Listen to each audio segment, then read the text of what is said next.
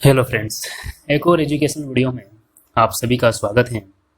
और आज हम अगेन स्टॉक सिलेक्शन के ऊपर की जो सीरीज है वो कंटिन्यू कर रहे हैं। इससे पहले भी हमने दो वीडियो डाला है और उसमें आपको बताया था कि किस प्रकार से आप स्टॉक का सिलेक्शन कर सकते हो। तो अगेन हम यहाँ पर देखने की कोशिश करेंगे कि हम जब किसी स्टॉक का फंडामेंटल एनालिसिस करते हैं तो उनके अंदर हम किन किन अपॉर्चुनिटीज़ को आइडेंटिफाई करके उसके अंदर ट्रेड को इनिशिएट करने की कोशिश करते हैं। तो हम जिस प्रकार से वीकली एजुकेशनल वीडियो डालने की मैं कोशिश कर रहा हूँ, तो वहाँ से आप बहुत कुछ सीख रहे होंगे और आप जो ट्रेडिंग कर रहे हो डेली बेसिस पर उसके अंदर आपको कुछ बेनिफिट ज़रूर मिल रहा होगा। तो यहाँ पर स्क्रीन के ऊपर आपको दिख रहा होगा कि हम फंडामेंटल ऑफ स्टॉक्स के अंदर अभी भी चल रहे हैं, क्योंकि ये एक फंडामेंटल के ऊपर ही हमारा डिस्कशन है, क्योंकि ये सब फंडामेंटल्स के अंदर आते हैं। ओके, तो यहाँ पर हम जब किसी स्टॉक को सिलेक्शन करते हैं और जब वो हमारी रडार के ऊपर आ जाता है तो उसके अंदर से हम किस प्रकार से लॉन्ग साइड ट्रेडिंग करने की कोशिश करते हैं या शॉर्ट सेलिंग करने की कोशिश करते हैं, उसके बारे में हम विथ एक स्टॉक को लेंगे जिसका हमने पिछली बार फंडामेंटल एनालिसिस किया था, उसको लेके हम लास्ट में समझेंगे। तो यहाँ पर आपको स्क्रीन पर दिख रहा है कि जब हम स्टॉक को एक लेते हैं तो उसके अंदर हम लॉन्ग साइड की ट्रेडिंग करने की कोशिश करते हैं। कब करते हैं? जब प्राइस भी अप जा रहा होगा, आपके वॉल्यूम्स भी आपको ये इंडिकेट कर रहे हैं कि वो भी अप साइड जा रहे हैं, अच्छे ओपन इंटरेस्ट वहाँ पर क्रिएट हो रहे हैं, अच्छे डिलीवरी परसेंटेज आ रहे हैं। क्योंकि मैं लास्ट वीडियो में ऑलरेडी बता चुका हूँ तो मैं थोड़ा सा इसे बैक करके आपको बताने की कोशिश करता हूँ। यहाँ पर स्टॉक सिलेक्शन के अंदर मैंने आपको बताया था कि जिसके अंदर प्राइस का मूवमेंट भी अप साइड होना चाहिए। मैंने आपको बताया था कि अगर price should be go up side, उसके अंदर डिलीवरी परसेंटेज भी अच्छे आना चाहिए, मतलब इंक्रीजिंग होना चाहिए, साथ में उसके अंदर ओपन इंटरेस्ट भी अच्छा आना चाहिए। और वॉल्यूम्स की जब हम डिस्कस कर रहे थे कि उसके अंदर जब प्राइस अप साइड जा रहा है, ओके, जब ये प्राइस अप साइड जा रहा है तो उसके अंदर एक जब वॉल्यूम्स बनते हैं तो वो भी क्या होना चाहिए? अप साइड जाना चाहिए। तो उसके अंदर हम क्या करते थे कि उसके अंदर लॉन्ग साइड की ट्रेड करने की कोशिश हम करते हैं। क्या करते हैं? लॉन्ग साइड ट्रेड करने की कोशिश करते हैं। तो इसीलिए मैंने ये जो स्टॉक सिलेक्शन आपको बताया था मेथड, जो एजुकेशन वीडियो के अंदर है, आप वहाँ से देख लीजिए और वहाँ पर अब हम आगे की डिस्कशन कर रहे हैं। तो ऐसे जो स्टॉक होते हैं जिसके अंदर सब कुछ ऊपर की ओर जा रहा है तो उसके अंदर हम क्या करते हैं? एक लॉन्ग अपॉर्चुनिटी आइडेंटिफाई करने की कोशिश करते हैं। और जो सब कुछ नीचे की ओर जाता है तो उसके अंदर हम क्या करते हैं? एक शॉर्ट सेलिंग करने की कोशिश करते हैं। तो आशा करता हूँ कि आपको ये समझ में आया होगा। तो चलिए अगेन हम चलते हैं यहाँ पर। तो मैंने यहाँ पर आपको बताया कि लॉन्ग साइड जब ट्रेड करने के लिए हमने किस प्रकार से स्टॉक का सिलेक्शन किया था, और हम अगेन लास्ट में इसको समझेंगे एक स्टॉक को लेकर, ताकि वहाँ पर आपको ये चीज़ें क्लियर होगी। तो लॉन्ग साइड के लिए हमने क्या किया? प्राइस मूवमेंट अप साइड जाना चाहिए, वॉल्यूम्स अच्छा आना चाहिए, डिलीवरीज भी अप साइड जाना चाहिए। और साथ ही हमने ये देखा कि अगर हमें शॉर्ट सेलिंग करना है तो सेम इसका अपोजिट होना चाहिए। मतलब अगर कोई सा स्टॉक एक ट्रेंडिंग जोन में चल रहा है और सडनली उसका जो ट्रेंड है वो चेंज हो जाता है, ओके, अगर चेंज हो रहा है तो आप उसके अंदर क्या कर सकते हो? इन सभी स्टॉक सिलेक्शन का जो फंडामेंटल आपको बताया वो मिलता है तो उसके अंदर आप क्या करते हो? शॉर्ट सेलिंग करने की कोशिश कर सकते हो। तो यहाँ पर हम जब लॉन्ग साइड ट्रेडिंग कर रहे हैं जब हम लॉन्ग साइड ट्रेडिंग कर रहे हैं तो इसके अंदर हम क्या कर रहे हैं? एक अपॉर्चुनिटी को आइडेंटिफाई करने की कोशिश करते हैं। कहाँ पर? लॉन्ग साइड में। और उसके अंदर हम क्या करते हैं? सिंपल एक सपोर्ट और रेजिस्टेंस को आइडेंटिफाई करते हैं। तो इसके बारे में हम एक स्टॉक को लेंगे, उसके ऊपर समझेंगे कि कहाँ पर सपोर्ट और रेजिस्टेंस बन रहा है, और उसके अंदर हम क्या करते हैं? ट्राइंग करते हैं टू टेकिंग एन एंट्री उसके अंदर लेने की कोशिश करते हैं। एसएल कहाँ पर हमें लगाना है और हमारा टारगेट कितना होना चाहिए। ओके, तो ये चीज़ आपको समझ में आ रही होगी कि हमने क्या चीज़ को हमने आइडेंटिफाई किया। सबसे पहले हमने फंडामेंटली एक स्टॉक को आइडेंटिफाई किया। दैट मीन्स एक स्टॉक के अंदर हमको सब कुछ अच्छा लगा, फंडामेंटली स्ट्रॉन्ग स्टॉक है। उसके अंदर हमने क्या किया, एक लॉन्ग साइड ट्रेडिंग करने की सोचा कि हाँ इसके अंदर हम क्या करेंगे, एक लॉन्ग साइड ट्रेडिंग करेंगे। मतलब हमने क्या करा, हमारा यहाँ पर एक हाइपो बनाया। उसके बाद हमने क्या किया, उसके अंदर एक अपॉर्चुनिटी को आइडेंटिफाई करने की कोशिश करी कि हाँ मैं इसके अंदर कहाँ पर लॉन्ग साइड अगर ट्रेड करना है तो मैं कहाँ पर इसके अंदर ट्रेड कर सकता हूँ। तो उसके अंदर हमने क्या करा, सपोर्ट रेजिस्टेंस को आइडेंटिफाई करके एक एंट्री एक एसएल हमारा डिसाइड करा। और वहाँ पर हमको जितना भी हमको टारगेट चाहिए, मैं 1:2 अगर 2 का चाहिए तो हम 1:2 का या 3 का या 4 का, जितना भी हम उसके अंदर हमारी एनालिसिस के हिसाब से टारगेट चाहिए उतना हम लेके निकल जाते हैं। इसी प्रकार से जब हम शॉर्ट सेलिंग करते हैं तो सेम इसका क्या होगा, उल्टा।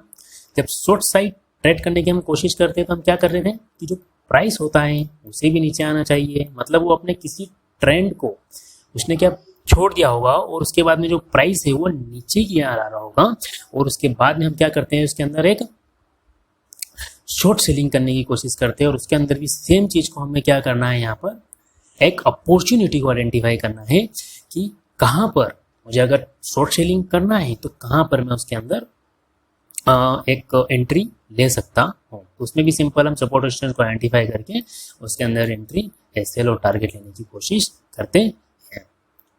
तो अब इन सभी चीज़ों को जो मैंने आपको यहाँ पर बताया थ्योरेटिकली, इसे मैं थोड़ा सा बताऊँगा आपको चार्ट के ऊपर, और उस चार्ट के ऊपर आप उसे थोड़ा सा अच्छे से समझ जाओगे कि जब हम किसी स्टॉक का फंडामेंटल हमने एनालिसिस किया तो जब वो हमारी एक्शन लिस्ट के अंदर आ जाता है तो उस एक्शन लिस्ट से हम किस प्रकार से उसके अंदर से प्रॉफिट को ले सकते हैं। तो इससे पहले हमने कुछ एजुकेशनल वीडियो डाले थे, उसके अंदर मैंने आपको हिंदुस्तान यूनिलीवर और आईसीआईसीआई बैंक के ऊपर एक एनालिसिस करके बताया था। तो चलिए हम उसी स्टॉक को ले लेते हैं और उसके ऊपर ही आपको ये चीज़ें समझ में आएगी, क्योंकि वो आपने वीडियो मेरे देखे हुए हैं। तो यहाँ पर हम आईसीआईसीआई बैंक के अंदर जाएंगे और वहाँ पर हम समझने की कोशिश करेंगे। तो यहाँ पर हमने आईसीआईसीआई बैंक का चार्ट खोला हुआ है और बेसिकली ये डेली बेसिस पे है। तो अगर आपने इसका एजुकेशनल वीडियो नहीं देखा है तो आप देख सकते हो और वहाँ पर आपको चीज़ें समझ में आ जाएगी। तो मैंने आपको यहाँ पर आई थिंक इसका मैंने एक लाइव ट्रेडिंग किया था, तो उस टाइम मैंने बताया था कि हम बेसिकली यहाँ पर किन चीज़ों को देखने की कोशिश कर रहे थे, और मैंने इसके अंदर एक लाइव ट्रेडिंग भी किया था और वहाँ पर मैंने बताया था कि ये किस लेवल तक जा सकता है। और बेसिकली अगर देखोगे तो ये यहाँ से अच्छा खासा इसने एक मूवमेंट भी दिया है। तो सबसे पहली बात हमने क्या किया, एक स्टॉक को सिलेक्शन किया। जैसे कि आप थ्योरेटिकल पार्ट में वापस जाइए, मैंने कहा एक स्टॉक को हमको क्या लॉन्ग साइड ट्रेड करना है। तो इसके अंदर मुझे क्या दिखा था, ये एक अप ट्रेंड में हमें दिख रहा था, और उसके बाद में हमको क्या करना था, इसका जो ट्रेंड है वो तो चेंज होएगा। तो हमें यहाँ पर कहीं एक सपोर्ट आइडेंटिफाई हुआ था, और इस दिन मैंने आपको वीडियो देख लीजिए, उसके अंदर आपको सब कुछ समझ में आएगा, मैंने अच्छे से आपको बताया है। अब देखिए इसके अंदर फर्स्ट चीज़ हमें क्लियर हो गई थी कि मुझे इसके अंदर लॉन्ग साइड ट्रेड करना है। किसमें करना है, मुझे लॉन्ग साइड में ट्रेड करना है। तो मैं अगेन इसमें जाता हूँ और इसको मैं थोड़ा सा बताता हूँ कि इसके अंदर मुझे क्या करना है। यहाँ पर देखिए हमें लॉन्ग साइड ट्रेड करना है, राइट। अगर मुझे लॉन्ग साइड इसके अंदर ट्रेड करना है तो मैं क्या कर सकता हूँ, तो मेरी ये एक्शन लिस्ट के अंदर आ गया था। किस दिन आ गया था, इस दिन ये हमारी एक्शन लिस्ट के अंदर आ चुका था जब इसने अप मूवमेंट देना स्टार्ट किया था। अब इसके अंदर हम क्या कर रहे थे, लॉन्ग अपॉर्चुनिटीज आइडेंटिफाई कर रहे थे। टारगेट कितना था हमारा स्टॉक का, एटलीस्ट अगर यहाँ से आप देखोगे 350 पे भी अगर आपने इसके अंदर कहीं पर बाइंग की होती तो ये स्टॉक का 10% अपसाइड चला गया है, जो कि 380 आपको दिख रहा है। बेसिकली ये 390 तक गया है। ओके, तो हम देख रहे हैं कि मिनिमम ये 10% स्टॉक का गया है। ये बहुत बड़ा मूवमेंट होता है एक स्टॉक के लिए। और यहाँ पर अगर आपने एक अच्छी पोजीशन बनी होगी, या तो आपने स्विंग ट्रेडिंग बेसिस पर अगर पोजीशन बनाएंगे तो भी आपने आपके कैपिटल का एटलीस्ट 10% यहाँ पर कमा लिया होगा। तो ये होता है एक्शन के अंदर हमारा आना। लॉन्ग साइड हमारा हाइपो बन चुका है। अब हम यहाँ पे देखेंगे कि जब ये हमारे इसमें आया तो इस दिन के बाद क्या मैंने इतनी इसके अंदर जब एनालिसिस करी है तो क्या मैं इसे छोड़ दूंगा यहीं पर? जब मुझे यहाँ पर एक कंफर्मेशन हुआ है कि मुझे अपसाइड इसके अंदर ट्रेड करना है तो मैं इसे नहीं छोड़ूंगा। ये मेरी एक्शन लिस्ट के अंदर आ गया है, मुझे इसे जब तक ट्रेड करना है, जब तक ये हमें ट्रेंड बता रहा है, जब तक मुझे इसके अंदर लॉन्ग साइड ट्रेड करना है, जब तक ये मुझे ट्रेंड बता रहा है। ओके, तो 1 2 3 इस दिन नीचे गिरा है, लेकिन फिर सेकेंड देखो तो वापस से ट्रेंड अपसाइड चला गया है। तो 4-5 दिन तक इसने कंटिन्यू 1 वीक आपको प्रॉफिटेबल ट्रेडिंग दी है। अगर आपने इसने किया होगा, आपने इसके अंदर ट्रेड, तो कंटिन्यू आपने अच्छे खासे इसके अंदर से रिटर्न निकाले होंगे विद इन 1 वीक। ओके, तो ये आपको एक कैलकुलेशन करना। देखिए ये सब चीज़ होती है मनी मैनेजमेंट के ऊपर। ओके, कि आप किस प्रकार से मनी मैनेजमेंट को फॉलो कर रहे हो। मनी मैनेजमेंट बहुत इंपॉर्टेंट होता है स्टॉक मार्केट के अंदर। ओके, तो अगर आपने अच्छे मनी मैनेजमेंट किया, अगर बाई चांस अगर आपने इसके अंदर सिर्फ 1 लाख का भी माल उठाया होगा, सिर्फ मैं बोल रहा हूँ कि अगर आपने इसके अंदर 1 लाख का भी माल उठाया है तो इसका आपने 10% इजीली कमाया होगा, जो कि 1 वीक के अंदर बहुत बड़ा मूवमेंट होता है। यहीं पर अगर आप मार्केट में जा रहे हो, एफडी करा रहे हो, तो वहाँ पर आपको 6%, अभी तो 5% आपको मिलेगा, जो कि 1 साल का रिटर्न होता है, जो कि आपको 5,000-6,000 रुपीज़ में भी वो देंगे। ओके, तो हमें क्या करना है, अपने मनी मैनेजमेंट को भी आपको डिसाइड करना है कि मैं इस पर्टिकुलर अगर स्टॉक मेरी एक्शन लिस्ट के अंदर आया है तो मैं इसके अंदर से कितना रिटर्न ऑन कैपिटल निकाल सकता हूँ, कि मैंने कितना इन्वेस्ट किया है उसमें से मैं कितना निकाल सकता हूँ। इस बारे में आपको सोचना है। ओके, एक हाइपो बनाना है। देखिए अब मैं इंट्राडे ट्रेडिंग सिर्फ ऐसे ही नहीं कर रहा हूँ कि मुझे इसके अंदर बस ट्रेडिंग करना है, घुसना है, ऐसा नहीं। मुझे अपने कैपिटल पर कितना रिटर्न निकल सकता है उस बेसिस पर मैं इसके अंदर ट्रेडिंग करता हूँ। मैं अगर पोजिशनली कर रहा हूँ तो मैं कितना इसके अंदर से निकाल सकता हूँ। अगर मैं इंट्राडे ट्रेडिंग कर रहा हूँ तो उसके अंदर देखिए, इंट्राडे का मतलब होता है कि आप उसके अंदर एक रिस्क को लेके चलते हैं। बाई चांस अगर आप इस स्टॉक के अंदर 500 रुपीज़ का एक दिन के अंदर रिस्क ले रहे हैं तो उसके अंदर से आप कितना निकाल सकते हो इस रिस्क के ऊपर। आप पोजिशनली ले रहे हो, आपका फंडामेंटली स्ट्रॉन्ग है, ये फंडामेंटली स्ट्रॉन्ग है, तो आप इसके अंदर से पोजिशनली कितना निकाल सकते हो। कंपेयर कीजिए आउटसाइड से। जब तक आउटसाइड से कंपेयर नहीं करेंगे, जब तक आपको इसके अंदर से पैसा आप नहीं निकाल पाओगे। आपको ये मालूम है कि अगर बैंक के अंदर में डालूंगा तो मुझे इसके अंदर से कितना मिलेगा, 1 साल का मैक्सिमम भी मान लोगे तो 8,000 मिलेगा। लेकिन यहाँ पर आप इस चीज़ को ही कर रहे हो तो यहाँ पर आपको वीक के अंदर उतना मिल रहा है, तो उसमें हमें क्या रहना चाहिए, हैप्पी रहना चाहिए। मनी मैनेजमेंट बहुत इंपॉर्टेंट है कि पोजिशनली आप कितना उसके अंदर इन्वेस्ट कर रहे हो, इंट्राडे के अंदर आप कितना रिस्क ले रहे हो, ये सब चीज़ें आपको निकालना पड़ेगा अगर आप एक बिजनेस के अंदर आ रहे हो तो। देखिए ये हमारे लिए तो एक बिजनेस है, मैं इसे कोई पार्ट टाइम नहीं मान रहा हूँ, ये एक बिजनेस है। तो एक बिजनेस के तरीके से हमें सोचना पड़ता है, क्योंकि इसके अंदर से हमें मंथली रिटर्न निकालना है, तभी हमारा आगे जीवन चल पाएगा। तो यहाँ से हमने क्या सीखा है कि एक स्टॉक को किस प्रकार से हमने एनालिसिस किया था। मैं एक बार फिर से इसको रिवाइज कर देता हूँ।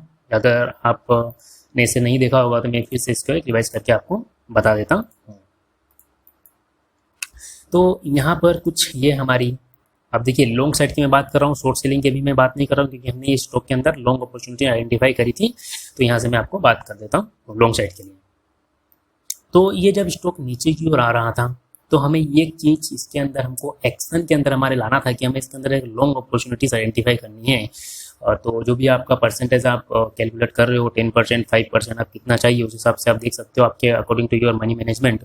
तो मुझे इसके अंदर एक ट्रेड करना था, तो मेरे वॉच लिस्ट के अंदर ये स्टॉक आ चुका था, और आने के बाद में मैंने मार्केट की परिस्थितियों को देखते हुए इसके अंदर मुझे एक लॉन्ग अपॉर्चुनिटीज आइडेंटिफाई करनी थी। इस प्रकार से मैंने पिछला फंडामेंटल एनालिसिस करके आपको बताया है। तो मुझे लॉन्ग साइड ट्रेड करना है। अगेन मैं आपको एक रिमेंबर करा देता हूँ, मुझे क्या करना है, लॉन्ग साइड ट्रेड करना है। तो लॉन्ग साइड ट्रेड करने के लिए मैंने क्या किया है कि स्टॉक को शॉर्ट लिस्ट किया। स्टॉक कौन सा किया, ये वाला स्टॉक मैंने शॉर्ट लिस्ट किया। जब मैंने ये वाला स्टॉक शॉर्ट लिस्ट किया तो आई थिंक ये इस लेवल पर होगा, ये इस लेवल पर होगा, इस लेवल पर होगा, तभी भी नीचे गिरा होगा, तभी मैंने इसको शॉर्ट लिस्ट किया था, क्योंकि मुझे मालूम ये स्विंग्स बना रहा है तो हो सकता है ऊपर की ओर जाएगा। तो मैंने क्या किया, लॉन्ग साइड ट्रेडिंग करने की कोशिश करी। ओके, फिर मैंने क्या किया, इसके अंदर एक अपॉर्चुनिटी को आइडेंटिफाई करने की कोशिश करी। क्या अपॉर्चुनिटी टू ट्रेडिंग लॉन्ग या अपसाइड। तो मुझे वो अपॉर्चुनिटी कहाँ पर मिली, इस लेवल पर मिली। अब देखिए यहाँ पर मैं आपको अगेन करके बता देता हूँ ताकि आपको ये चीज़ें क्लियर हो जाएगी। और तो हम यहाँ पर तो मुझे मालूम था कि कुछ इस लेवल से ही अपसाइड जा रहा था और इस कैंडल को मैंने टारगेट किया हुआ था। बेसिकली जो ये कैंडल है, इस कैंडल को ही मैंने टारगेट किया था कि हो सकता है कि यहाँ से अपसाइड जाएगा। और उसके बाद में अगर आप देखोगे तो इसके अंदर से जो हमारा एनालिसिस है, हमारी एनालिसिस के हिसाब से इसके अंदर प्राइस मोमेंट अपसाइड होने लगा था, वैल्यूज अच्छे आने लगे थे, ओपन इंटरेस्ट अच्छे इंक्रीज होने लगे थे, वॉल्यूम्स की अच्छी खासी इसके अंदर वॉल्यूम्स आने लगे थे, फ्यूचर प्राइस। और मैंने बेसिकली इसके अंदर ऑप्शन चेन की भी एनालिसिस करी थी दैट टाइम, इसलिए मैंने इसके अंदर ट्रेड करना शुरू कर दिया था क्योंकि इसके अंदर से अच्छे खासे पुट राइटर्स आ चुके थे। तो मैंने उस बार पे उस समय मैंने देखा था। तो मैं जब ये सब चीज़ें मेरी मीट हो गई, तो मीट होने के बाद में मैंने क्या किया, इसके अंदर क्या करा है, ट्रेड लेने की कोशिश करी।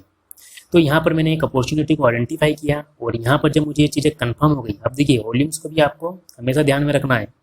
वॉल्यूम्स देखिए इंक्रीज हो रहे थे, वॉल्यूम्स इंक्रीज हो रहे हैं, दैट मीन्स यहाँ पर पोजीशन सब धीरे धीरे बन रही है। और ये पोजीशन अगर बन रही है तो हो सकता है हमारा जो टारगेट हमने एस्टिमेटेड किया था कि ये इस स्विंग को तोड़ सकता है, ये वाला जो स्विंग है इसे तोड़ सकता है। बेसिकली इसने स्विंग को तोड़ा भी और यहाँ पर हमको जितने भी चाहिए था, हमारे कैपिटल का 10% या हमको स्टॉक का जो हमको 10% मिला, हमने वो लेके निकल गए। हो सकता है ये ऊपर की ओर जाए, लेकिन अभी हमें क्या है, ये हमारी एक्शन लिस्ट से अभी हट गया है। क्यों हट गया है, क्योंकि हमको जितना इसके अंदर से चाहिए था, एज ए इन्वेस्टर अगर आप काम कर रहे हो, जितना हमको चाहिए था उतना मिल चुका है। अभी मेरे लिए स्टॉक थोड़ा महंगा हो चुका है, तो मैं वेट करूंगा कि नीचे की ओर आए। अब नीचे की ओर आएगा तो मैं एज ए इन्वेस्टर उसके अंदर एक अपॉर्चुनिटी लॉन्ग साइड के लिए डिसाइड करूंगा। अब आप सोच रहे होंगे कि अभी नीचे की ओर आ रहा है तो ये शॉर्ट सेलिंग क्यों नहीं कर रहे हो। नहीं करूंगा मैं शॉर्ट सेलिंग। फंडामेंटली जब मैंने स्टॉक का एनालिसिस किया था तो ये स्ट्रॉन्ग है मेरे लिए, शॉर्ट सेलिंग के लिए नहीं होता। मैं वेट करूंगा, हमारी एक्शन के अंदर इसे आने देंगे। जब मेरे प्राइस एक्शन के अंदर आ जाएगा, मेरे टारगेट के अंदर आ जाएगा, उस टाइम में क्या करूंगा, मेरे जब टारगेट इसके अंदर फिक्स होगा तो मैं वहाँ पर ट्रेड कर लूँगा। तो इन सब चीज़ों को आपको स्टॉक मार्केट के अंदर डीपली एनालिसिस करना है, ओपन माइंड से इस सब चीज़ों को आपको देखना है, जब जाके आप इसके अंदर एक अच्छा खासा एक रिटर्न निकाल सकते हो। तो यहाँ पर आपको ये चीज़ें समझ में ही होगी कि हमने किस प्रकार से एक स्टॉक को हम लेते हैं अपनी एक्शन लिस्ट के अंदर, फिर उसके अंदर हम क्या करते हैं, एक ट्रेडिंग करने की कोशिश करते हैं, ट्राइंग करते हैं। देखिए मैं यहाँ पर गलत भी हो सकता हूँ, ऐसा नहीं है कि मैंने इस स्टॉक को ले लिया है तो यहाँ से हो सकता है ना कि ये जो स्विंग, इसने ऊपर का स्विंग अगर ब्रेक नहीं किया है तो हो सकता है कि यहाँ से जाने के बाद में रिटर्न भी आ जाए। तो मुझे मेरा SL भी लगा के रखना है, राइट। एक मतलब मैं कितना इसके अंदर से रिस्क ले रहा हूँ, ये सब मनी मैनेजमेंट के ऊपर आता है। अगर नीचे आएगा तो मेरा यहाँ पर कितना रिस्क मैं ले रहा हूँ, इस रिस्क को भी मुझे मेंटेन करना है कि मेरा अगर जाएगा तो कितना जाएगा। जिस कैंडल को मैं टारगेट कर रहा हूँ, क्या वो कैंडल मेरे रिस्क एंड रिवार्ड के हिसाब से सही है या नहीं, उन सब चीज़ों को भी हमें स्टॉक मार्केट के अंदर देखना है।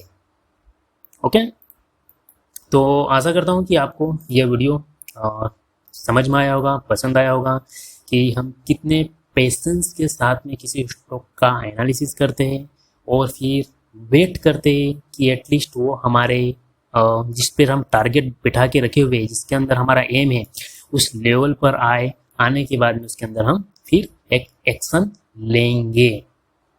ओके, इसी प्रकार से हमने हिंदुस्तान यूनिलीवर के अंदर भी एनालिसिस करी थी और उसके बाद में भी आपने देखा होगा तो उसके अंदर बहुत अच्छा मूवमेंट आया, कंटिन्यू वो अपसाइड गया है। तो जब एक स्टॉक आपकी वॉचलिस्ट में आता है तो आप उसे ध्यान में रखिए, वो आपको डेली बेसिस पर एक अच्छा खासा रिटर्न दे सकता है। ऐसा नहीं होता है कि कोई सा स्टॉक अगर कंटिन्यू से गिर रहा है तो कहीं ना कहीं से वो उठेगा, और जब वो उठेगा तो उसके अंदर एक मोमेंट जरूर आएगा। ओके, तो चलिए इस एजुकेशनल वीडियो को यहीं पर स्टॉप करते हैं और फिर मिलेंगे एक न्यू एजुकेशनल वीडियो के साथ में। जब तक के लिए बाय बाय, टेक केयर।